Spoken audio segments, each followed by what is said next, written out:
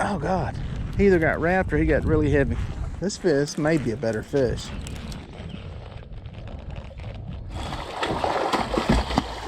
All right, guys, it's going to be an interesting day on the water today. I'm on Lake Watery. It's raining. Boat ramp was empty. Everybody's staying home. It's going to rain all day.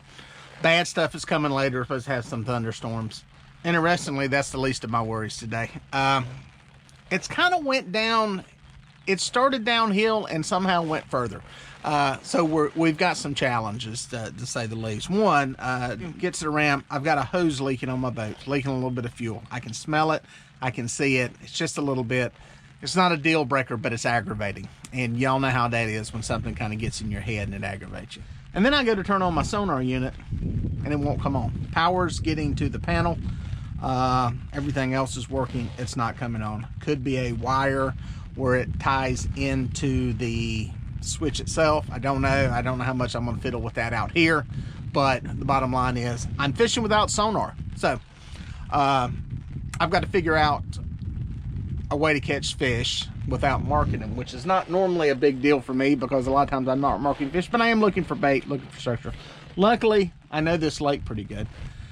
The wind's in a good direction, so I'm going to be doing some drifting. My most critical part is I'm fishing blind, don't even know if fish are in this creek. I think they are. I'm just going on just some of my general practices of trying to find fish and trying to catch fish. And trolling motor works, luckily, for now. Lord knows what else will go out. So I'm able to use my trolling motor and my control to see what my boat speed is. So at least I can keep my boat speed in a good position. We're not dealing with a lot of wind today. So that's what we're up against, folks. The odds are against us, but we're going to see if we can catch some fish, so stay with us. Wow, I think we got a small fish on this rod. Maybe he came off. I think he did. Let's say it looked small. But I've got another rod, pinky, going off over here. Yeah, this was a big head, so. Back out. Let me check this one though. Yeah, this one's still hooked up. I think I came through some fish there. Saw this one go. Able to maintain a boat speed pretty good here. No problems there. Wind's pretty calm. Heavy rain's coming. I just looked at the radar and there is some massive rain coming. I got to check the lightning app to make sure that we don't have any lightning involved. I don't mind fishing in the rain. I've got my big rubber suit on. And I can take the rain. I just don't want any lightning. Like a channel cat. Nope, blue. Little blue. Little blue. Open your mouth. This will be easy. There you go. From the government. I'm here to help you. Bam. I think that rod's going too back there. Let me get this one back in the water. Just drifting. Some cut perch. That's all I got with me. Some of this died yesterday, so it's been on ice. Bam, hooked up. Well, we got one fish in the boat. Wasn't a monster. But it proves the fact that you can catch fish without a sonar unit working. And I think all of you know that. It does make life easier. I mean, let's face it. Having that information, it builds confidence. It changes your mindset. And it makes catching fish easier. You don't have to have it.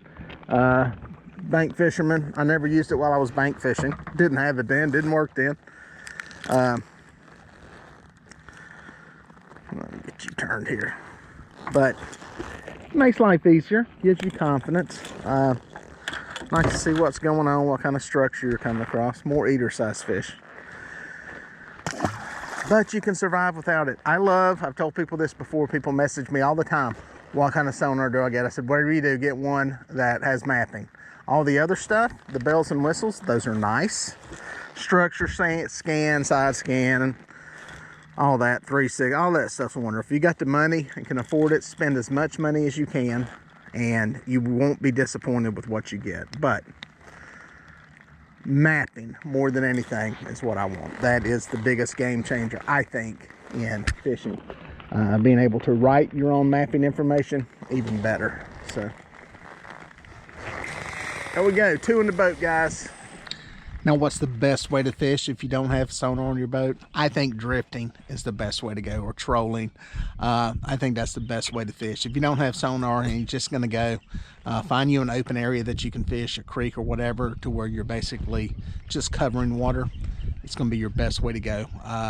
Many times when I'm drifting for catfish, I actually turn my sonar off, because what I'm seeing really doesn't matter in a lot of situations, especially once I know fish are on a flat or adjacent to a river channel. So yeah, you don't have to have it. The other thing to do, remember, keep in mind, is pull up that Navionics map on your phone, on your smartphone, if you have cell service where you're fishing at. It will at least show you what the bottom looks like. It's not going to show you what's there, but at least show you some of the structure around you, and that can help give you an idea of whether you're, you know, near a point, near a river channel, that type thing. Yes, he is. He's little, and he's on a big reel with a lot of drag, so I'm going to nurse him in. Boom, there goes another rod. That's a better fish right there. I don't know if you can see that. Get this one in and out of the way.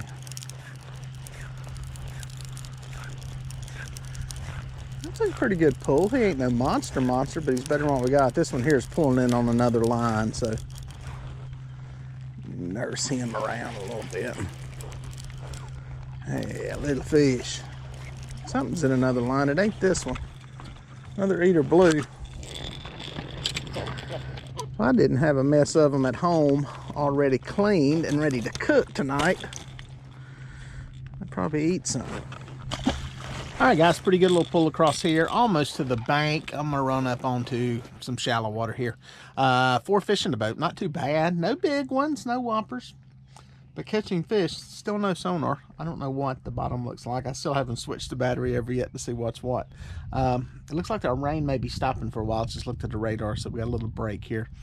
But the bad stuff's going to be coming. So I'm going to make some decisions on what I'm going to do as far as going somewhere and anchoring, trying for something big, or yeah, just keeping doing what I'm doing. I'm catching fish though. I'm pretty happy. Pretty cool to do it without electronics working. One thing to keep in mind electronics wise is that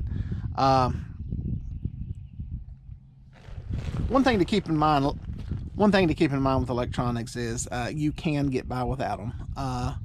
Bigger, more expensive isn't always better.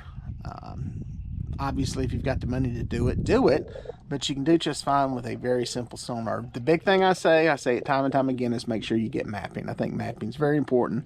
Probably the biggest tool to have on a sonar unit is mapping. As far as finding fish, marking fish, fishing for fish, you can do that. Some people do. I do it in certain situations, but I think it's better, especially when you're starting out just wanting to learn to catch fish. You're better off just finding bait, areas with bait, knowing what the bottom structure looks like, and then seeing if there's some bigger arches and bigger fish in the area. You start out too advanced with just starting out fishing for catfish and you're wanting side scan and structure scan. It's a lot to learn. It's a lot to bite off on. If you got the money to get it. No argument there. But I think the biggest thing that's going to help you starting out is just going to be the mapping, knowing what some bottom structure looks like. Look for those tight contour lines.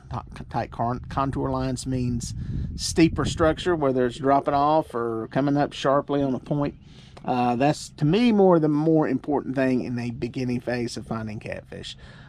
So anyway, we're going to keep dragging here and see what we can get. I think I may have one going over there. Woohoo! Might have a fish. Let's go catch it. Some fish just want to be on camera.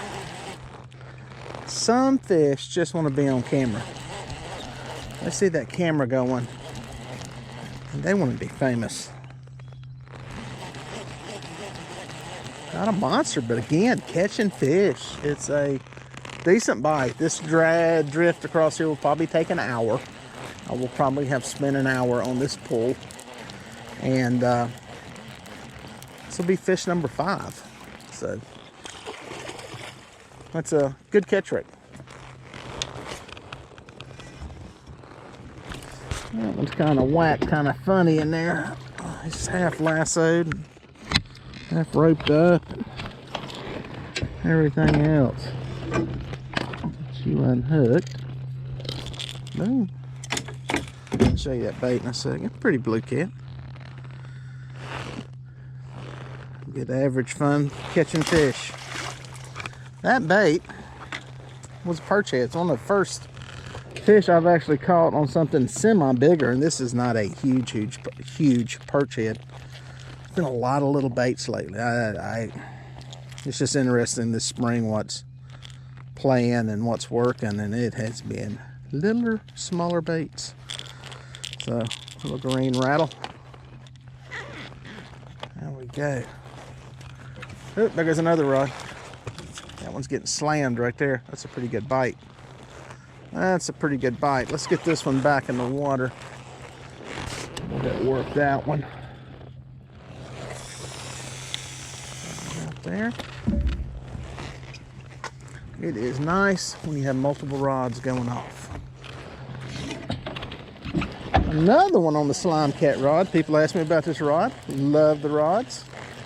Got these at the Catfish Conference, and they performed well. Very similar to a lot of the other rods. The big difference is, one, the color, but as far as performance-wise, it's how long a section you got there. For me, I like it. I can get the rod up under my arm and work fish that way. So, again, personal preference on a lot of this stuff, but I really like that. Good action on the rod. It's got a lot of back end if you get into a big fish, and some good flexibility on the tip. Let's get this. There we go. Ready to work this sucker.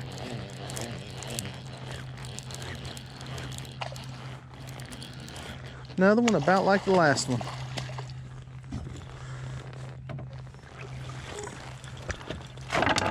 Easy, don't knock stuff down. Oh, you're about too big. About too big to get my hand around. Roll that hook out, guys. Roll that hook out. Puts a lot less stress on your tips. Good fish. Good lake watery blue cat. Nice one. 6 fish, guys. No sonar. Never looked for them. Never marked them. Just fishing. That's all it is, fishing. I blew a weight. Blew a weight off. Goodness gracious, we're getting hit on that rod. We've got some of these Bone Town sinkers here. They're really my drifting weights. Like, really good for that. I need to get a bait. Looks like he ate my bait. Is there a fish on that one? I can't tell if that one's got a fish on it or not. I'm gonna set that down. How close are we to the bank? Got a little ways. Let's see if he's on there. Boom, he is there. We're gonna put 3 on a row here. 3 in a row, non-stop. Non-stop action.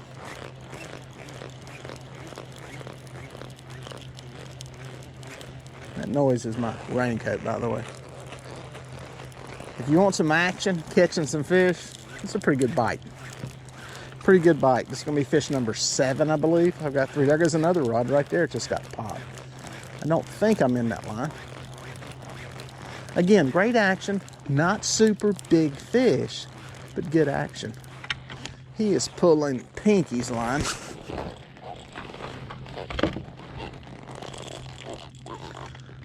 As far as smoking the fish, it's good fishing. There he is. Now, the downsides to not having sonar, well, obviously safety. Safety is one of the big issues. Yeah, not marking fish. If you're trying to fish specific fish, not seeing that structure, those are downsides. The other thing is, when it comes to catching bait, if you're trying to throw a net on schools of shad, you're throwing blind, and that's even worse. That's even harder. So those are some of those are some of the negatives there that you got to take into consideration. But don't let it stop you from fishing, especially if you're on waters that you know. Now you get into some waters where you're not familiar with them. You know, that safety is a concern there, just being able to know what that bottom's like, how deep the water is, and what you're running into out there. So so far this has worked fine. I know this lake though. That's one thing I have going on. I know this lake. I know the area that I'm fishing is safe. No sandbars, no shoals, nothing through here of any concern. Now, if I was going to anchor, I'd be a little bit handicapped because, you know, when I'm trying to get on a specific ledge, it's a lot harder to know where they are when you don't have that sonar. So, all in all, we love to have it, but you can catch fish without it. You can't make this stuff up, folks. Look better bite on that one. Getting up here kind of close to the bank. These fish are in here. It's a good bite. Good bite. No complaints about this. Most of the trips I've been making out here lately have been in the afternoon and or late morning, and that's because of my turkey hunting that's been going on. And it's the first time I've got it here early. The bite definitely seems to be better early. Definitely seems to be better.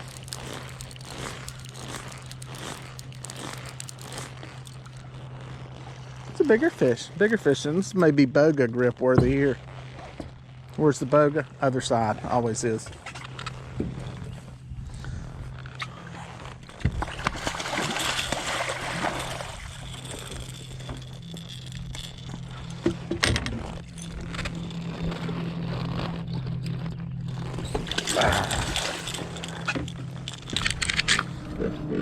That, folks, is a solid teener class fish. Look at her there. Nice fish. Proof. You don't always need sonar to find them. Okay, guys. Good mid-teens fish there. Good looking fish. Old fins been roughed up. Now, folks, I could very easily pull out my Navionics app and look at it to see where I'm at, see where I'm in relation to this point. I know there's a point over here, just tell by the terrain and stuff, but I'm not. I'm gonna try fishing this as far back in here as I can and just see what I get. I continue to catch fish, so you can't knock that. You can see sonar's still off. So great day of fishing. If I go home right now, it's a great day. All right, there's a heck of a bite. I don't think I got my camera rolling in time for that one. The end of that slime cat rod was straight. I don't know if he's a big fish, but he hit it like he was a big fish. Around the sock. Pop off the sock. There we go. There we go. He hit it like a big fish. Sometimes the smaller fish think they're a big fish.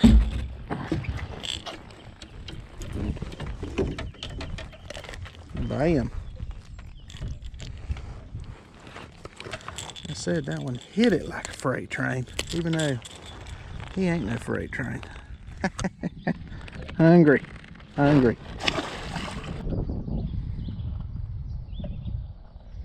Boom. Got another one slamming it.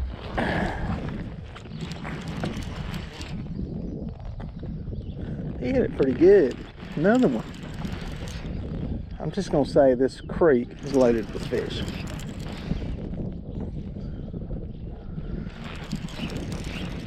Loaded with fish. Not bad fishing.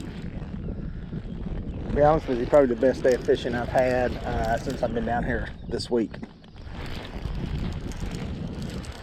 Could be a time of day thing too. This lake is known as being a morning bite kind of lake for some reason. And today, definitely true. I'm out here early today.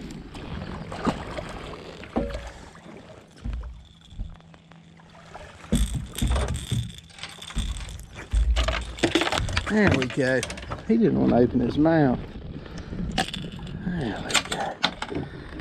Big old male. Big old male blue. Mad fish. Guys, I hadn't even got this rod back out yet, and I got this rod right here going off. Let me chunk that one back out to that side. Wow. Another one. Nothing. But decent fish, not a killer, but good fishing. Good fishing. I don't think, oh God, he either got wrapped or he got really heavy. Ooh, One bad thing about not having sonar is marking where you catch fish. I like putting waypoints in where I catch good numbers, big fish. I can't do that right now. It's one of the bad things. This fish may be a better fish. Let's see what it's doing here line-wise. There we go. Guys, this fish is kind of going where it wants to go. I'll go to the other side of the boat with this bait, with this rod. Oh wait, is he coming back? Let's see. Let's see.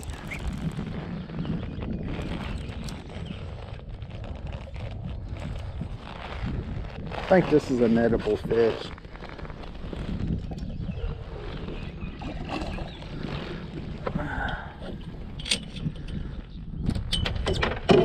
I'm gonna say I need a net, and yeah, I do. That's a good fish. That's a good fish.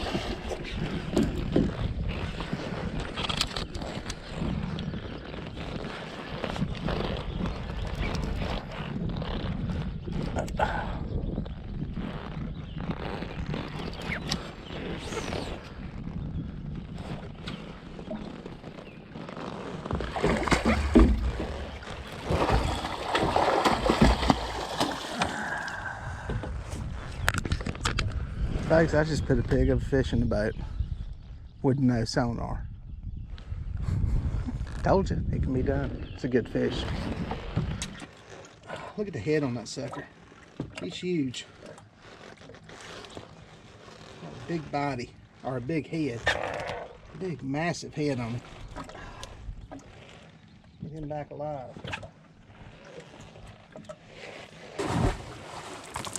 What a day. Well, folks, if you made it this far, thank you for watching. Please consider subscribing, and here are a couple of more videos that I think you're going to like.